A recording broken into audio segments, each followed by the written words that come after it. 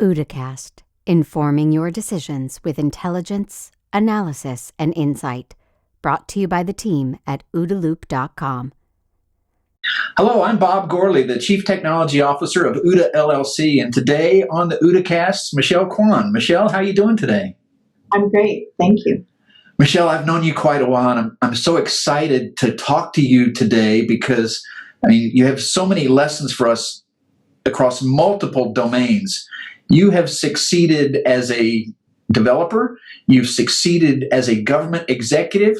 You have now created a company and have succeeded as a CEO, and would love to talk to you about all of those aspects of your career. That's great. Thank you. So let's start at the beginning, Michel. I'd love to get in your words, your foundational story. What started all of this for you? How did you get involved in technology? Oh, it's an interesting story. As many children of a very strict Asian parent, it all started with a C+. My father and I had an agreement that I could go to college, but if I got anything below a B, my time at college would end. So I got a C+ in French. So coming out of that trauma, I was shopping one day in the mall, and I took a logic test for Computer Learning Center. I don't think they exist anymore. And I did really well and ended up going to Computer Learning Center and learning many of those old languages, Assembler, COBOL, Fortran, Lisp, all those interesting old languages. And from there, I went to work on a project with Woodward, Lothrop, and IBM, developing the first automated cash register system and the first automated credit check. That's pretty neat because, that stuff, it's everywhere now. And that was the first kind of foray into that for IBM? Yeah, it was. And it was at the time where we used to, I feel so old saying this, we used to handwrite all of your sales checks when you went shopping. Can you imagine waiting for someone to write down all the things? Maybe that inhibited people's shopping, their list, how many things that they actually bought, because it would take too long. And I remember when we did the first automated check, it took 3 minutes, and that was our goal, to get it to be 3 minutes. Can you imagine waiting 3 minutes for your credit check to finish? Not today. And you look at these modern Amazon stores, you walk in, you walk out. It's instantaneous. And we thought it was great. We thought it was super fast, and we thought it was the neatest thing. So that was pretty fun. So from there, I moved on, and I've done all kinds of things. I worked on the first automated patch management system for large mainframes. That was so complex that they sent me to charm school and sales school, and they asked me to sell it because they couldn't. It was very technical. And what I did was I went to people's data centers, and I took the tape under my arm, we reeled the tape on, and we patched their mainframes with the system. And that was an interesting little part of my life, and I'm very grateful for that part of my life, because before then I was, not that I'm not a little geeky around the edges now, but I was pretty non-public facing before I went to and did that. From there, I went and worked at Quest and UNet on platforms that auto-config NASs and GRIM circuits. So, by then, I had a lot of experience. I had a lot of experience around operating systems, applications, the stack, and networking. And I wanted to go finish my degrees. I definitely hit a ceiling where I knew I couldn't advance any further without my degrees, or at least that's the way I felt. And so at first I went and I got a Claire Booth Scholarship for math, and I thought I was going to be a mathematician. still at 38, I couldn't decide what I wanted to be. I think that's pretty funny. But then they offered me the Cybercore Scholarship. And I thought long and hard about it and looked at security. And I thought, well, I have all the different types of experience within IT. Security kind of makes sense. And so I did both my undergrad and my grad and got my degrees in computer science with a minor in what is it called? An Information Assurance Master Certificate in, that's what it was back in those days, in cybersecurity. They called it information security, and a minor in math. And what year was that? I'm not going to even know. 84, 85. And then from there, I went and did the Wi-Fi shootout at Defcon. And I won Most Innovative Antenna because I read the instructions wrong. I thought that you couldn't have any antenna parts, so I made a box antenna. And it used the metal weather shields for the car and wiggle sticks. And I really was being kind of funny about it. And they said that we needed to know how far it would shoot. And I said, it'll shoot about a mile. I did the math and we designed it to shoot about a mile. And we sat right below the kids that did the big antenna. And of course, they won the whole thing and could have won everything. They stopped doing it after that because, there was no competition after that. But I was really proud that it shot a mile, and we got Most Innovative Antenna for that. And I got a job. DOJ noticed me, and they interviewed me for their Director of Wireless Security. So I know I wasn't the normal Cybercore kid.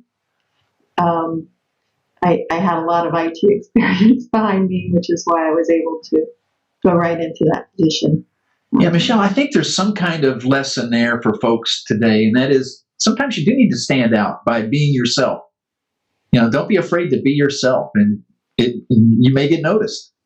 And you have to do things that you enjoy. You have to put it into the context that you understand and you feel comfortable in.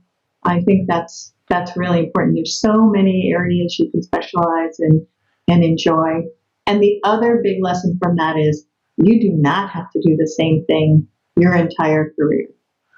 In fact, it makes you better to stand up and turn around and do something different. And after I did the land mobile radio systems and wireless networks for DOJ, which was the most fun job I think I've ever had. It was, and I probably did the best things that I've ever done. Working with Motorola to better secure those trunked radio systems was probably the biggest accomplishment of my career. And people don't know that, but I really made a difference, and I'm super proud of that. But then from there, I stood up and turned around, and I became the deputy director to the CISO at DOJ, and I built the Justice Security Operations Center. From there, I went on to US-CERT. So that was a big stand up and turn around again. And it seemed like every 4 or 5 years, that's what I've done in my career is turned around and did something a little bit different. And I think it's made me what I am today. It's given me a nice, broad understanding of IT and security. And it's just made for a really enjoyable career. That's great. That's great. That's the foundational story, and that's how you got into not just the government, but cybersecurity. It was an early day. You were a pioneer, and you needed to create security operations centers and help raise defenses. I also remember the US-CERT in its early days. It's always doing good work from the very beginning, but it needed a boost, and it needed to level up to support some of these new missions of really helping protect all infrastructure, not just IT.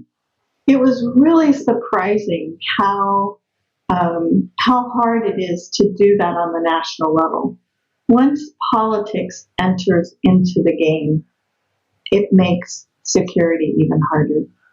And that's the big lesson I learned at US-CERT. I mean, it was a shock to me to realize just how many people in very high places and very influential spots did not have a clearance and had never had an appropriate threat briefing. We had designed all of our compliance programs without any of those people ever being briefed on the threat. And that to me was just shocking. So we sponsored a lot of people getting their clearances. And I think the biggest thing that we did while I was at US-CERT was start what we called the Jackie meetings. And basically the Jackie meetings were bringing all the federal employees and contractors who were cleared in for real threat briefings and teaching, all the intrusion sets and how to identify them. That was really meaningful. And they occasionally, I think they still have them periodically. We used to have them every 2 weeks. Got to where we couldn't find a big enough cleared area to do them in. Mm-hmm. There weren't big enough rooms to do that. And I think it really pushed the government to clear their SOC people, and give them good threat briefings. I think there is definitely a leadership lesson here for people in government today, and that is, even if you're not in direct command of someone or something, you can still give them information and lead them to the right conclusion and raise their awareness. And, that was a really big thing. When I got to US-CERT, one of the things from my teaching, I was also teaching cybersecurity to the Cybercore students at George Washington at the time. I taught for 8 years. And I would teach cohorts. So the whole time they were in getting their master's degrees, they would have a class with me. And one of the things that we taught there was the Constitution. And that was the biggest aha moment for me at US-CERT, was applying what I knew to the Constitution to my job and realizing how many people did not know what the Constitution said about the way the executive branch behaved and the way you could and could not interact with the OD. It was just eye-opening how many people did not realize that there were rules and there was a Constitution that everyone needed to follow. And that was pretty eye-opening to me. And we had a lot of, I remember even being at the joint staff briefing, and I remember watching the aides brief and realizing we can't do that. That's not constitutionally legal. And, that those kinds of experiences are profound. And you realize that there are rules for a reason, and that your job is much more than just technical cyber, that it's people, that it's rules in the government, that it's a lot of different things. It's understanding history, understanding how we got there. So that was a super interesting and very meaningful job, and lots of learning.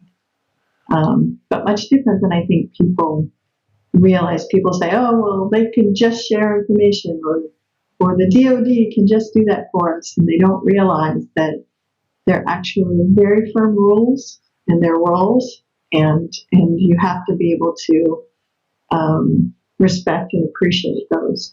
So yeah, Michelle, it's all learning.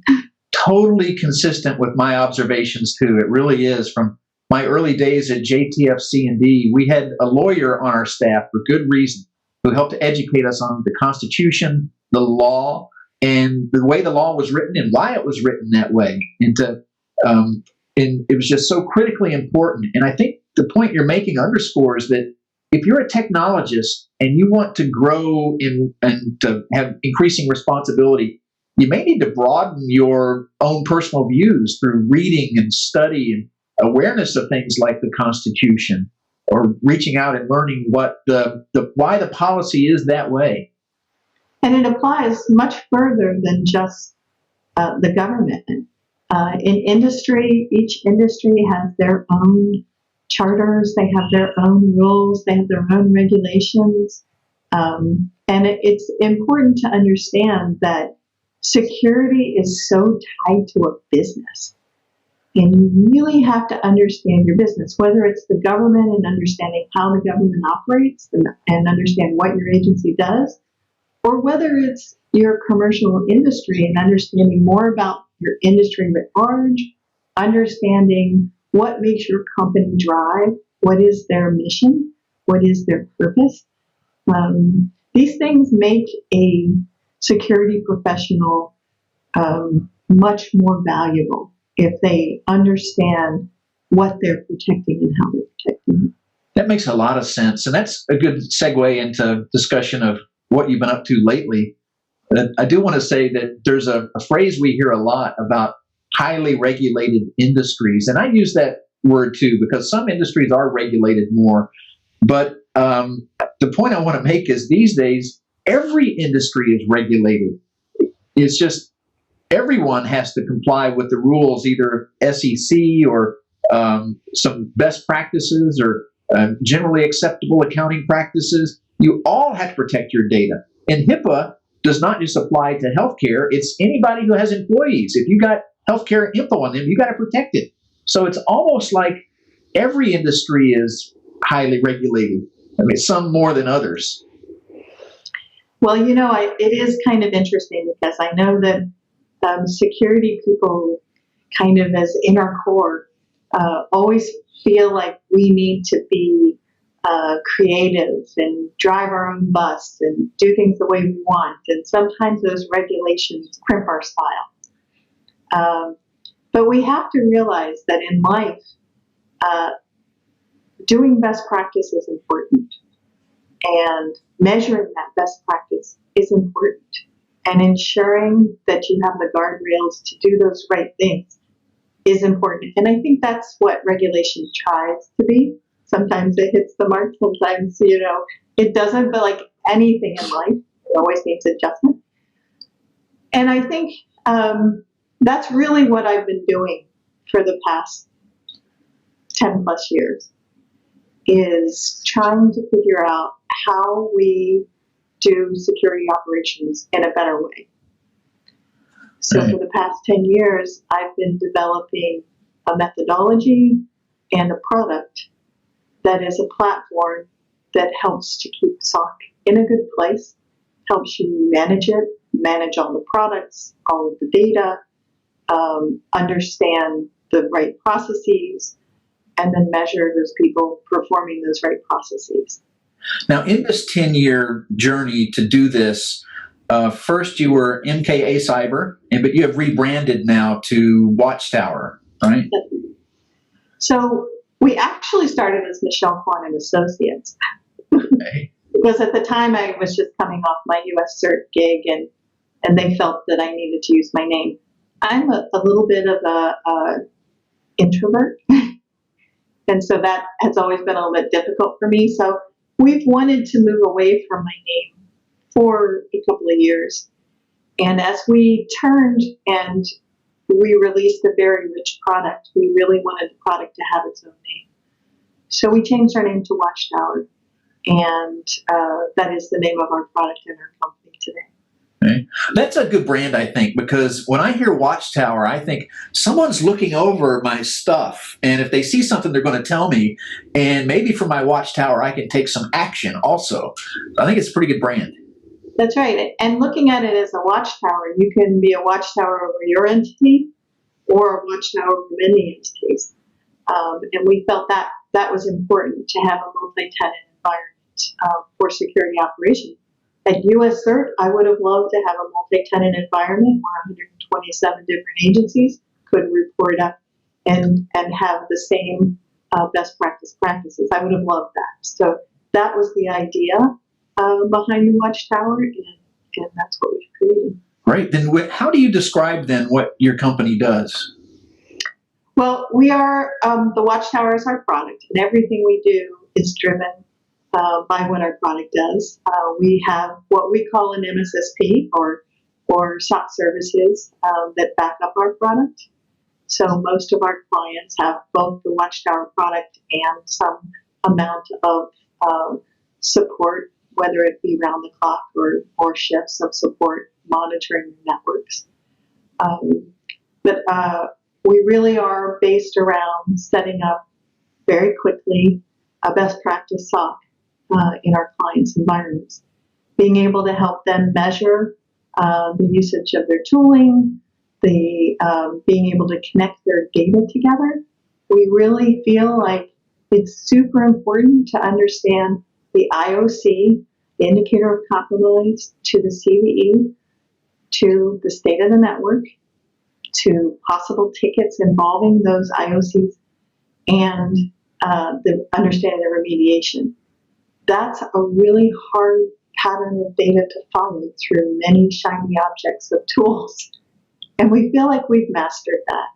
And being able to report back out to the CISO both the health of the network, things that will happen next, the status of remediation, so from a security perspective, even the trends of attacks over time, to being able to employ good workflow for the analysts and have that workflow be fed by some good orchestration and automation that makes their job easier so they have a very sound analyst workbench. And then being able to report also on how is our performance? How are we doing? How often are we clearing the queue? What is our detection rate? What is our remediation rate? So we're able to measure a lot of things and ensure that we're keeping in that best practice standard and really serving the organization well. Okay. So best practices change over time, right? So have you built in any way that, how have you built in agility, I guess is the way I want to ask that? Well, it's really great. Well, for one, we like to take in new products as connecting through API all the time. So we're constantly adding new products to the products that feed the Watchtower. We are always updating and improving workflow and customizing workflow. So we've created SOC analyst workflow for enterprise networks, all different kinds of enterprise networks, cloud networks, different kinds of cloud networks, different layers in the cloud network, and also OT. We've done a lot of work around different types of OT networks and applications. So we're constantly improving that workflow, which pushes us to improve our orchestration and automation, and also pushes us to improve different types of data connections. So this is an ongoing process, but we do it in a way in which we can package this up, we containerize it, so we can deploy it in any cloud environment, even on-prem, so that we can deploy a SOC, in a short period of time. That's great. That's great. You can deploy a SOC, and then a company can operate, manage that SOC themselves, but still have you as Reachback. Is that correct? Absolutely. Absolutely. Or we can do it for them, however they want it. We can ride alongside of them. We can just be consultants. However much help they need, we're there for them. Great. That's a good model. And I also want to ask there, so clearly you've been, as I mentioned at the beginning, you were entrepreneurial across 3 domains. You were entrepreneurial in the development world and creating there. In government, you were entrepreneurial and improved things through new methods. And now you've had a decade of building as an entrepreneur this company, Watchtower. And so I guess the basic question is, you've done that across 3 domains. What kind of lessons do you have for the young entrepreneur just starting out today? What's the secret to your success? Constantly learning. You have to constantly learn and be open to listening to other people and hearing their ideas. That's super important. Be brave. Sometimes the steps that you have to take aren't the easy steps. You really have to take a moment and sometimes do things that aren't popular, sometimes do things that you know are right, believe in yourself. I think that's probably the biggest thing. Okay, great. Good advice. There's another question I am just dying to ask you, Michelle, and that is about books and reading. What kind of... It's interesting because I don't have a lot of time these days during this pandemic to do reading, enjoyment reading for myself. I do professional reading, and lately I have been doing a lot of reading with my 10-year-old daughter. The pandemic has really given me an opportunity to do something with my last child. I have 5 children, and I worked through all of them, and probably spent a lot more time away from them than I wanted. And this pandemic has given me the opportunity to spend more time with my 10-year-old. And so we read together. And I read a lot of the literature she reads so that we can discuss that literature. And it's been very eye-opening. Really? Very enjoyable. You know, when you read books that you read as a child, and she's in 6th grade now, so it's a little more mature reading than a regular children's book. When you read books that you've read as a child and you read them now, you realize that society has changed, and some of the things that they used to write about are just so not appropriate today. So it leads to a lot of really good conversations about how did those social norms change, and why were they like that then, and why are we like we are today? So it's been really enjoyable reading with her and going on her learning journey with her. It's been very, very, very enjoyable. You know, it sounds like it is enjoyable, and it also hits that point you mentioned previously about the need to keep learning. I think it does seem like a good way to keep learning is revisiting some of the books you've read years ago. And you know, the other way of relearning is having to help her with her math. That's been also fun. She tells her teacher all the time she has a mathematician for a mom. I don't know if I quite qualify for that, but this is definitely this change in life with this pandemic. You have to look at the bright side, and the bright side is I've had almost a year of amazing quality time with my 10-year-old, and really participating in her learning from her. It's been really great. That's great. I have one final question, Michelle, and that is about the cyber threat. Do you have any insights for us? I know you're involved in helping protect networks and protect organizations and missions. How do you see the cyber threat evolving in the near future? Well, you know, it's interesting. I think as society changes, the threat changes. I think a lot of things influence threat, just like a lot of things influence physical crime and the way they influenced physical crime a long time ago. You know, that's interesting. You see things like that in these books from these different adventures from a long time ago. You know, we're people as the base, and whether something's going to happen technologically or physically, more things are moving and have moved to the technological base of crime and espionage and even war. So I think as society continues to change, the threat will continue to change.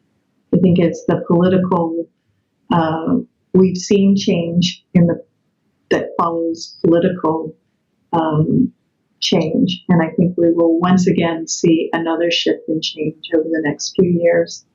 And that will continue.